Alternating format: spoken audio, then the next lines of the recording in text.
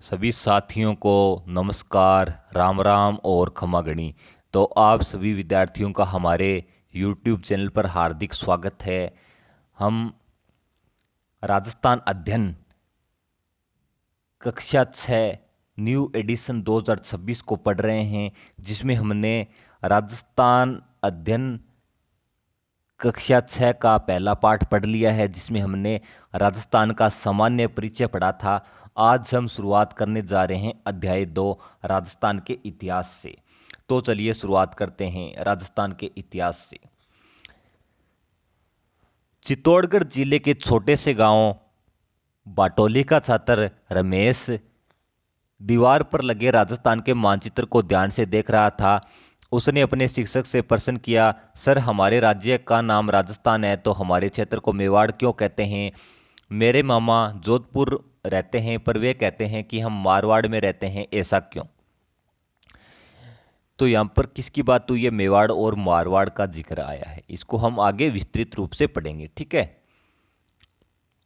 शिक्षक ने कहा, रमेश, ये मेवाड़ मारवाड़ हमारे क्षेत्र के प्राचीन नाम हैं। राजस्थान जो आज हमें दिखाई देता है, पुराने समय में ऐसी राजनीतिक इकाई नहीं थी। प्राचीन काल में राजस्थान विभिन्न जनपदों एवं अंचलों में विभक्त था। ये जनपद एवं अंचल भौगोलिक स्थान अथवा वहाँ रहने वाली जाति के नाम से जाने जाते थे, जैसे जांगल, मरु, अर्जुनायन, सीवी, मेवात, हाड़ौती आदि। इसमें किसका जिक्र आया है भाई? इसमें किसका जिक्र आया है? प्राचीन काल में राजस्थान क्या है? विभिन्न जनपदों एवं अंचलों में विभक्त था। जनपद पहले जिलों को बोला जाता था। किसको बोला जाता? जिलों को बोला जाता। लेकिन आज इसका वर्तमान स्वरूप प्रचलित है। आज किसमें बंटा हुआ है? राजस्थान जिलों में बंटा हुआ है, ठीक है। फिर इसने क्या बोला है? प्राचीन भारत में आर्यों ने छोटी छोटी बस्तियों को मिलाकर अपने अपने राज्य या जनपदों का निर्माण आरंभ किया। महाभारत एवं संहिता ग्रंथों में राजस्थान के कई जनपदों का उल्लेख मिलता है, ठीक है। क्या आपके मन में भी ऐसे प्रश्न आते हैं? यदि हाँ, तो अपने शिक्षक के साथ चर्चा कीजिए एवं अपने क्षेत्र के प्राचीन नाम को जानिए। फिर इसने नक्शे के माध्यम से दर्शाया है महाभारतकालीन राजस्थान। तो इसमें देख लेते हैं महाभारतकालीन वाला क्षेत्र कौन कौन सा है। ये इसमें आया है जांगल। जांगल की क्षेत्र का प्राचीन नाम है भाई। पहले इसमें बीकानेर और नागौर और जोधपुर का कुछ भाग आता था, ठीक है। इसको क्या बोलते थे? जांगल। फिर ये मरुकांतर वाली साइड हो गई, ये मरुकांतर वाली साइड हो गई भी। फिर ये मत्स्य हो गई, फिर ये सुरसेन हो गई, और ये गोपालपाल हो गया, करौली वाला क्षेत्र, और ये प्रतापगढ़ वाला क्षेत्र जिसको कांठल बोला जाता है। यहाँ पर कौन सी नदी बहती है? माही नदी बहती है।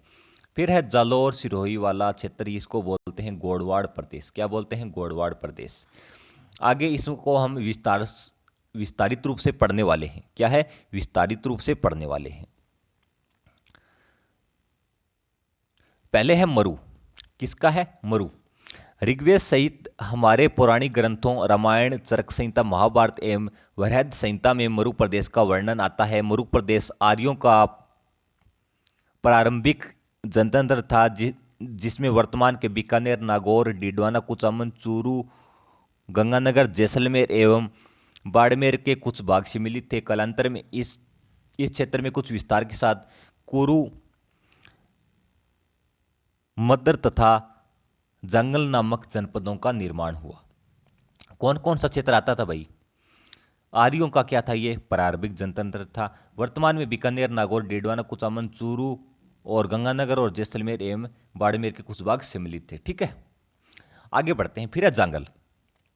इस जनपद में वर्तमान बीकानेर, नागौर, डीडवाना, कुचामन एवं जोधपुर का कुछ भाग आता था। इसकी राजधानी कौन सी थी भाई? राजधानी थी जांगल प्रदेश की अहिछत्रपुर, जिसका समय वर्तमान नागौर से प्रतीत होता है। मत्स्य पुराण के अनुसार यदुवंश के बलराम एवं श्री कृष्ण द्वारिका जाते समय इसी क्षेत्र से गुजरे थे, ठीक है। फिर आ गया मत्स्य। मत्स्य की बात करते हैं। इस जनपद का उल्लेख ऋग्वेद में मिलता है। महाभारत काल में मत्स्य जनपद की राजधानी विराटनगर बेराट थी। कौन सी थी भाई? मत्स्य जनपद की राजधानी कौन सी थी? विराटनगर बेराट थी। यह जनपद कोटपुतली बहरोड के मध्य स्थित था। इस स्थान का वर्णन चीनी यात्री युआन चांग ने भी किया है। तो सीधा सा क्वेश्चन पूछा गया है, कौन से जनपद का उल्लेख चीनी यात्री युआन चांग ने भी किया है? तो बता देना मत्स्य जनपद का उल्लेख किया है। ठीक है। फिर है सूरसेन। राजस्थान के भरतपुर, धौलपुर तथा करौली के अधिकतर भूभाग प्राचीन सूरसेन जनपद में सम्मिलित थे। इस जनपद की राजधानी मथुरा थी। कौन सी थी वही राजधानी? मथुरा थी। 4वीं शताब्दी ईसा पूर्व के यूनानी लेखकों ने सिकंदर के समय सूरसेन या सोरसेन का उल्लेख किया गया है। बयाना प्रशस्ति में भी सूरसेन नामक राजवंश का वर्णन मिलता है। कौन सी भी? बयाना प्रशस्ति में किसका वर्णन मिलता है? सूरसेन नामक राजवंश का वर्णन मिलता है। सिकंदर के आक्रमण के पश्चात अपनी स्वतंत्रता को सुरक्षित रखने को उत्सुक पंजाब की कुछ जातियां राजस्थान में आकर बस गई।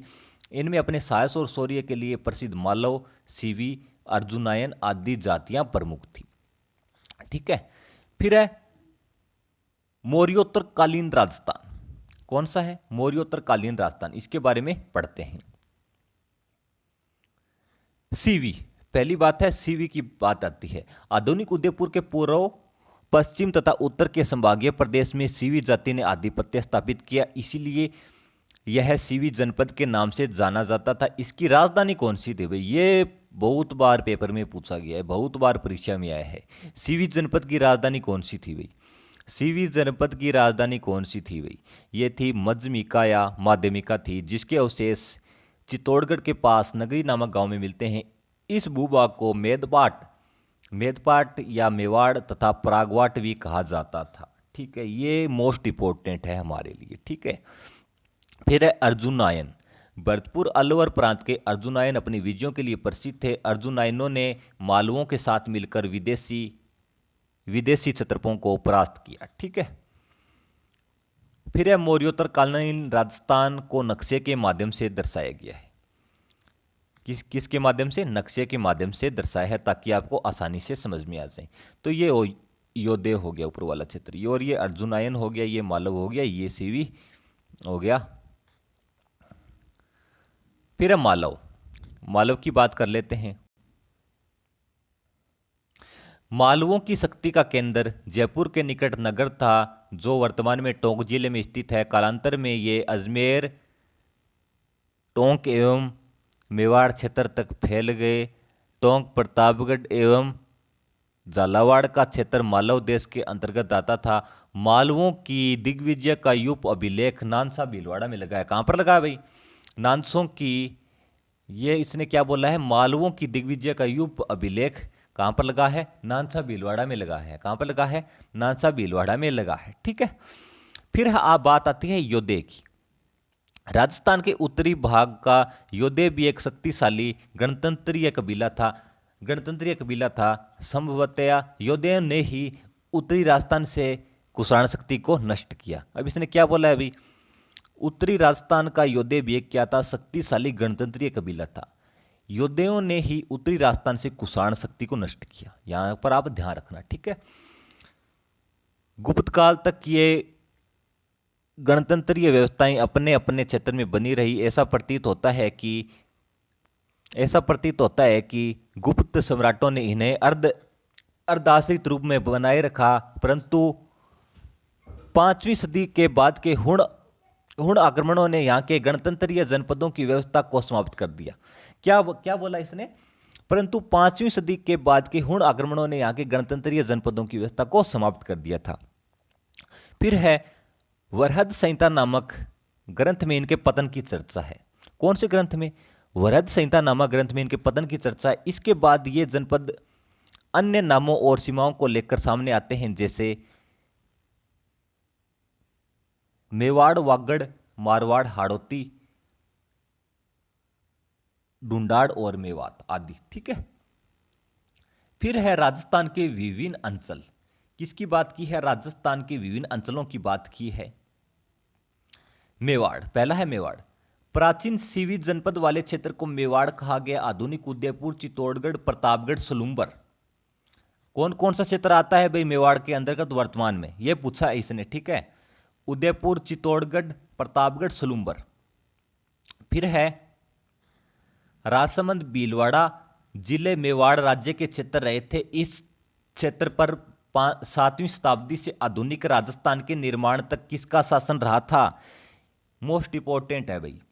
इस क्षेत्र पर 7वीं शताब्दी से आधुनिक राजस्थान के निर्माण तक गुहिल सिसोदिया वंश का राज्य रहा। नागदा, आहड़, कल्याणपुर, चित्तौड़गढ़, कुंभलगढ़, चावंड, उदयपुर आदि समय समय पर इसकी राजधानियां रही। यहाँ की बोली कौन सी है? मेवाड़ी है। ठीक है। फिर है वागड़। राजस्थान में दक्षिणी राजस्थान के डूंगरपुर बांसवाड़ा के भूभाग को वागवर या वागड़ कहा जाता है तथा इसकी बोली वागड़ी है। कौन से क्षेत्र को भी? डूंगरपुर बांसवाड़ा वाले क्षेत्र को। बोली कौन सी है? वागड़ी है। फिर आ गया मारवाड़। प्राचीन मरु प्रदेश ही कालांतर में मारवाड़ कहलाया। 7वीं शताब्दी में इसके मंडोर जोधपुर क्षेत्र पर गुर्जर प्रतिहारों ने शासन किया। बाद में इस क्षेत्र पर राठौड़ वंश का आधिपत्य स्थापित हो गया। किसकी बात की है भाई? मारवाड़ की बात की है इसने। तो जो प्राचीन मरु प्रदेश है ना, वही बाद में क्या कहलाया? मारवाड़ कहलाया। तो 7वीं शताब्दी में इसके मंडोर और जोधपुर क्षेत्र पर गुर्जर प्रतिहारों ने शासन किया था। ठीक है। बाद में कौन से वंश ने शासन किया? राठौड़ वंश ने शासन किया। फिर हाड़ौती। आधुनिक बूंदी और कोटा का क्षेत्र हाड़ौती कहलाता है। प्राचीन काल में इस भूभाग पर मीणा जनजाति का आधिपत्य था। मीणा वंश के बूंदा के नाम पर ही बूंदी का नामकरण हुआ। कालांतर में चौहान वंश की हाड़ा शाखा ने इस क्षेत्र पर अधिकार कर लिया। तभी से इस भूभाग को एवं यहाँ की बोली को हाड़ौती कहा जाने लगा। क्या है? फिर क्या कहा जाने लगा? इसकी बोली को हाड़ौती कहा जाने लगा। फिर है अंचल। ये है वो अंचल भी। ठीक है। जो हमने पढ़े हैं वो इसमें इसने दर्शा रखे हैं। ये शेखावाटी वाला क्षेत्र है, यानी चूरू, सीकरो और झुंझुनू। ये फिर मेवात वाला क्षेत्र हो गया। फिर है ढूंढाड़। फिर है मारवाड़, ये मांड अर्थात जैसलमेर वाला क्षेत्र। ये फिर मेवाड़ हो गया, अभी पढ़ा है हमने। ये हाड़ौती हो गया, कोटा बूंदी झालावाड़, कोटा बूंदी बारां और झालावाड़ वाला क्षेत्र। ये फिर वागड़ हो गया अर्थात डूंगरपुर और बांसवाड़ा वाला क्षेत्र। ठीक है। फिर है ढूंढाड़। फिर ढूंढाड़ के बारे में पढ़ लेते हैं। जयपुर एवं उसके आसपास का क्षेत्र ढूंढाड़ नाम से प्रसिद्ध रहा था। 12वीं शताब्दी में कछवाहा राजपूतों ने यहाँ की स्थानीय जनजाति के मीणों और बड़गुजरों को परास्त कर अपने राजवंश की नींव डाली। इस क्षेत्र की भाषा ढूंढाड़ी कहलाती है। कौन सा क्षेत्र भाई? जयपुर एवं उसके आसपास वाला क्षेत्र क्या कहलाता था? ढूंढाड़ नाम से प्रसिद्ध था। कौन से नाम से? ढूंढाड़ नाम से प्रसिद्ध था। इस क्षेत्र की भाषा क्या कहलाती है? ढूंढाड़ी कहलाती है। फिर है मेवात। अलवर भरतपुर का वह क्षेत्र जहां मेव जाति की अधिकता रही मेवात कहलाता है। मेवातियों का प्रसिद्ध नायक हसन खान मेवाती था, जो खानवा के युद्ध में राणा सांगा की ओर से बाबर के विरुद्ध लड़ता हुआ मारा गया। कौन था भाई? मेवातियों का प्रसिद्ध था हसन खान मेवाती। ठीक है, इसका ध्यान रखना, जिसने खानवा के युद्ध में राणा सांगा की ओर से भाग लिया था। फिर है इन सभी अंचलों के अतिरिक्त भी राजस्थान के कुछ अन्य क्षेत्र थे। कौन कौन से थे वो भी देख लेते हैं। जैसे जैसलमेर को मांडियावल, जोधपुर का दक्षिणी भाग क्या कहलाता है भाई? गुर्जरत्रा। प्रतापगढ़ को कांठल और झालावाड़ का क्षेत्र मालवा, चूरू झुंझुनू सीकर वाला क्षेत्र शेखावाटी, ब्यावर अजमेर का क्षेत्र मेरवाड़ा तथा कोटपुतली बैरोड का क्षेत्र राठ के नाम से जाना जाता है। राजस्थान और इसके विभिन्न क्षेत्रों, भूगोल और परिस्थितियों के फलस्वरूप अनेक बोलियों, वेशभूषा, व्यवहार और परंपराओं के धनी है। शिक्षक द्वारा अपनी बात समाप्त करते ही रमेश और उसके साथियों को ऐसा लगा कि वे राजस्थान के हर अंचल को समझ चुके हैं। क्या आपको भी ऐसा लगता है? फिर शब्दावली देख लेते हैं। ये था हमारा दूसरा लेसन। अब इसकी शब्दावली देख लेते हैं। अंचल क्या होता है? अंचल क्षेत्र होता है। ठीक है। ऋग्वेद एक प्राचीन ग्रंथ या प्राचीन वेद। ठीक है। फिर है क्षत्रप। क्षत्रप क्या होता है? प्रांत का मुखिया अर्थात राज्यपाल, भारत में शक जाति के शासकों हेतु प्रयुक्त। ठीक है। फिर अभ्यास प्रश्न देख लेते हैं, अर्थात इस पाठ के कौन कौन से महत्वपूर्ण क्वेश्चन हैं। तो चलिए देखते हैं। पहला है, मत्स्य जनपद की राजधानी कौन सी थी? कौन सी थी भी मत्स्य जनपद की राजधानी? ये थी विराटनगर। कौन सी थी? विराटनगर थी। बहुत बार क्वेश्चन पूछा गया है। फिर है, कोटा बूंदी वाला क्षेत्र क्या कहलाता है भाई? ये कहलाता है हाड़ौती। क्या कहलाता है? हाड़ौती। इसमें कौन कौन से जिले हैं? कोटा, बूंदी, बारां, झालावाड़। कोटा, बूंदी, बारां और झालावाड़, ये 4 जिले हैं। फिर है, रिक्त स्थानों की पूर्ति कीजिए। फिर आपको रिक्त स्थानों की पूर्ति करनी है। पहला क्या है? ब्यावर अजमेर का क्षेत्र क्या कहलाता है? मेरवाड़ा कहलाता है। क्या कहलाता है? मेरवाड़ा। फिर है, जयपुर एवं उसके आसपास के क्षेत्र की भाषा क्या कहलाती है? तो ये कहलाती है ढूंढाड़ी। ठीक है। फिर है, अति लघुरात्मक प्रश्न, जिसमें पहला है, महाभारत कालीन की नहीं 2 जनपदों के नाम बताइए। तो आप बता देना, मरु हुआ, जांगल हुआ, अर्जुनायन हुआ, सूरसेन हुआ। इसी प्रकार आप नाम बता सकते हैं। शेखावाटी में कौन कौन से जिले आते हैं? शेखावाटी की बात की है तो मैंने बताया था, चूरू, झुंझुनू और सीकर जिले शेखावाटी कहलाते हैं। फिर है, हसन खान मेवाती कौन था? अभी पढ़ के आए हैं। कौन थे भाई हसन खान मेवाती? खानवा के युद्ध में राणा सांगा की ओर से भाग लिया था और बाबर के विरुद्ध युद्ध किया था। ठीक है। फिर है, 5वीं सदी के बाद राजस्थान के गणतंत्रीय जनपदों की व्यवस्था समाप्त क्यों हो गई? ये आप इसके माध्यम से बता देना। फिर है कि नहीं 3 जनपदों या अंचलों के बारे में लिखिए, तो ये भी बता देना। फिर मैं कुछ प्राचीन नाम लेके आया हूं आपके लिए, जो परीक्षा में बहुत बार पूछे गए हैं, जो हमारी परीक्षा की दृष्टि से महत्वपूर्ण है। तो चलिए इनको भी देख लेते हैं। अजमेर का प्राचीन नाम क्या था भाई? अजमेर का प्राचीन नाम क्या था? तो अजमेर का प्राचीन नाम था पहले अजयमेरु। क्या था? अजयमेरु। प्रतापगढ़ का प्राचीन नाम क्या था भाई? पहले प्रतापगढ़ को क्या बोला जाता था? कांठल। फिर सिरोही का प्राचीन नाम क्या था भाई? सिरोही का था चंद्रावती। क्या था? चंद्रावती। धौलपुर का प्राचीन नाम था कोठी। क्या था? कोठी। अही। फिर है, नागौर का प्राचीन नाम था अही अही छत्रपुर। क्या था? अही अही छत्रपुर था। हनुमानगढ़ का प्राचीन नाम था बटनेर। जालौर का प्राचीन नाम था जवालीपुर। करौली का प्राचीन नाम था गोपालपाल। जैसलमेर का प्राचीन नाम था मांड। और सिरीमाल किसका प्राचीन नाम था? बीनमाल का। किसका था? बीनमाल का। तो ये सभी हमारे लिए परीक्षा की दृष्टि से बहुत ही महत्वपूर्ण रहेंगे। ठीक है।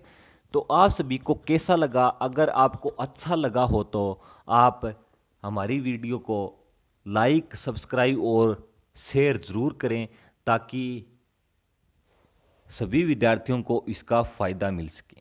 ठीक है। कल से हम तीसरा लेसन पढ़ेंगे। धन्यवाद।